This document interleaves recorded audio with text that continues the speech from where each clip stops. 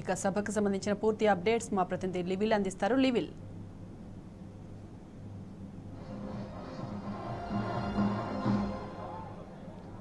సాయి మాధవి మరి కాసేపట్లో సంగారెడ్డిలో ఇటు మెదక్ పార్లమెంట్ నియోజకవర్గం ఇటు ఏదైతే జైరాబాద్ పార్లమెంట్ నియోజకవర్గానికి సంబంధించిన ప్రజా ఆశీర్వాద సభ మరి కాసేపట్లో ప్రారంభం కానుంది. దీనికి సంబంధించి ఇప్పటికే బీఆర్ఎస్ అధినేత కల్వకుంట్ల చంద్రశేఖరరావు సంగారెడ్డికి బయలుదేరారు.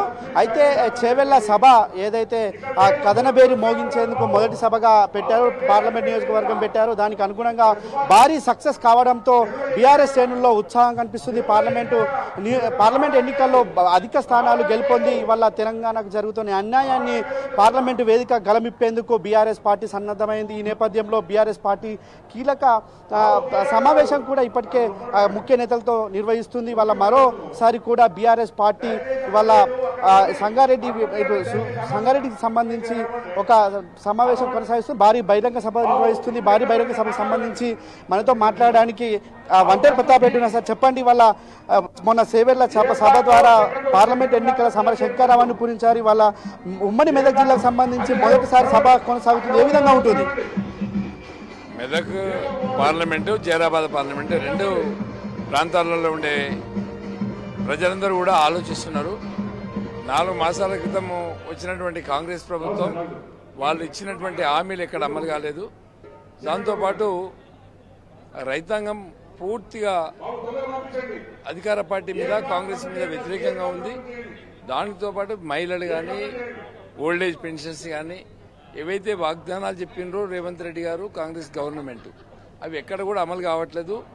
ఉత్తర ప్రగల్భాలు మాట్లాడినట్టుగా రేవంత్ రెడ్డిని ఒక ఉత్తర ప్రగల్భాంతిగా ఉన్నది వాళ్ళు ఇచ్చినటువంటి వాగ్దానాలు. కాబట్టి ప్రజలు గత 10 సంవత్సరాల క్రితం కేసీఆర్ గారి ప్రభుత్వాన్ని చూశారు, ఇప్పుడు కాంగ్రెస్ ప్రభుత్వాన్ని కూడా చూస్తున్నారు. రెండింటికి బేరీజ్ చేసి ఓటీ చేస్తారు.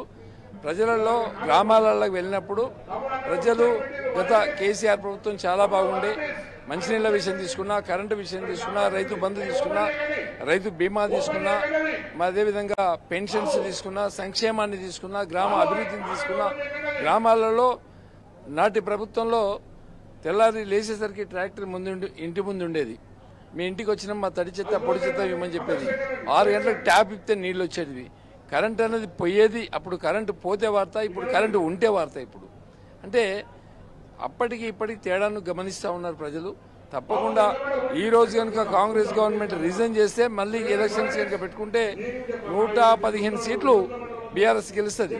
అంటే తెలంగాణ రాష్ట్ర ప్రభుత్వం మీద ఇప్పుడున్నటువంటి అభిప్రాయం ప్రజలలో ఏ విధంగా ఉందంటే, ఒక చెత్త ప్రభుత్వాన్ని తెచ్చుకున్నాం, ఒక చెత్త నాయకుడిని తెచ్చుకున్నాం.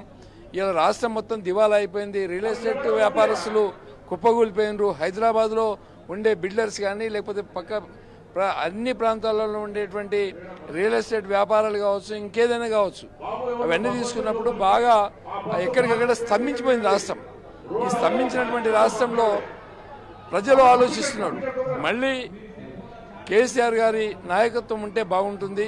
ఈ పార్లమెంట్ ఎలక్షన్లో తప్పకుండా కేసీఆర్ గారికి ఓటు చేసి ఇప్పుడున్నటువంటి ప్రభుత్వాన్ని కనువిప్పు కలిగించాలన్నటువంటి ఆలోచనతో ప్రజలు ఉన్నారు. తప్పకుండా ఓటు చేసేది ప్రజలు.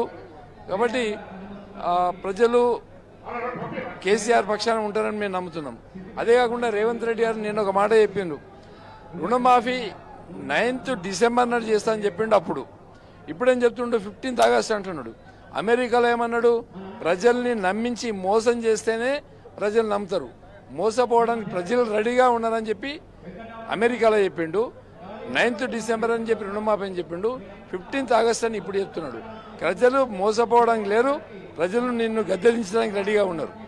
నిన్ను వెంటనే గద్దెదిస్తారు. నీ దాంట్లో ఉన్నటువంటి కోవర్డ్స్లు, నీ ప్రభుత్వంలో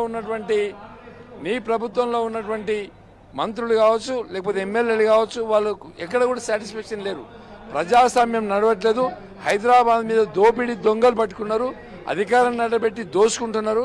దాని అందరూ కూడా బిల్డర్స్ కావచ్చు, వ్యాపారవేత్తలు కావచ్చు, వ్యవసాయం కావచ్చు, రైతులు కావచ్చు, ప్రతి వ్యక్తి కూడా ఆలోచిస్తున్నాడు. తప్పకుండా బీఆర్ఎస్ పార్టీకి ఓటు చేస్తారనే విశ్వాసం మాకుంది. భారీ బహిరంగ సభలు ఇక్కడ ఇలా సంగారెడ్డి హెడ్ క్వార్టర్లో నడుస్తూ ఉంది. ఇక్కడ సంగారెడ్డి అటు పడంచెరు, ఇటు నర్సాపూర్, అటు జైరాబాద్, ఇటు పక్కనే ఆందోళ్, అన్ని కాన్స్టిట్యూషన్ సరౌండింగ్ మండల్స్ ఏవైతే ఉన్నాయో వాటంతా పబ్లిక్ కూడా రైతులు కూడా వస్తూ ఉన్నారు. తప్పకుండా భారీ ఎత్తున ప్రజలకు ఒక మంచి మెసేజ్ కేసీఆర్ గారు ఇస్తారన్నటువంటి విషయాన్ని ఈ వేదిక ద్వారా చూపిస్తారు. ఓకే, ఇవాళ మొత్తాన్ని చూసుకున్నట్టయితే ఏదైతే రైతాంగం అంతా ఎండిపోయిన పరిస్థితి కనిపిస్తుంది. రైతాంగం పంటలు ఎండిపోయిన నేపథ్యంలో ఇవాళ రైతు పోరుబాట పట్టింది. ఈ నేపథ్యంలో రైతాంగానికి ఒక అండగా ఉంది బీఆర్ఎస్ పార్టీ. ఈ రైతు పోరుబాటతో పాటు ఇటు నష్టపోతున్న రైతాంగానికి 25,000 ఎకరాకి 25,000 ఇవ్వాలని డిమాండ్ చేస్తుంది. ఈ నేపథ్యంలో ఈ బహిరంగ సభకు రైతాంగం ఏ విధంగా తరలిరానున్నారు? గతంలో రైతులకు మన రైతు బంధు మరియు రైతు బీమా పథకము 24 గంటల కరెంటు సాగునీరు అనేది సమయానికి వచ్చేది. ఈరోజు అది రావడం లేదు కనుక ప్రజలు వ్యవసాయదారులు వ్యవసాయ కూలీలు అందరూ ఈరోజు నిరాశ నిస్పృహలకు లోయినారు. ఆచరణకు సాధ్యం కానీ హామీలు ఇచ్చి ఆ రోజు ప్రభుత్వంలోకి వచ్చారు. ఈరోజు ప్రజలు గమనిస్తున్నారు, ఇచ్చిన హామీలు నెరవేర్చలేరని ప్రజలు ఇప్పుడు మళ్ళీ బీఆర్ఎస్ వైపు కేసీఆర్ వైపు తిరిగి చూస్తున్నారు. రాబోయే కాలంలో గత కొద్ది రోజులనే ప్రజలంతా మారిపోయి మరి బీఆర్ఎస్కు బ్రహ్మరథం పడతారు. ఈ పార్లమెంట్ ఎలక్షన్లో అందరికంటే ఎక్కువ సీట్లు బీఆర్ఎస్ పార్టీ తప్పకుండా తీసుకుంటారని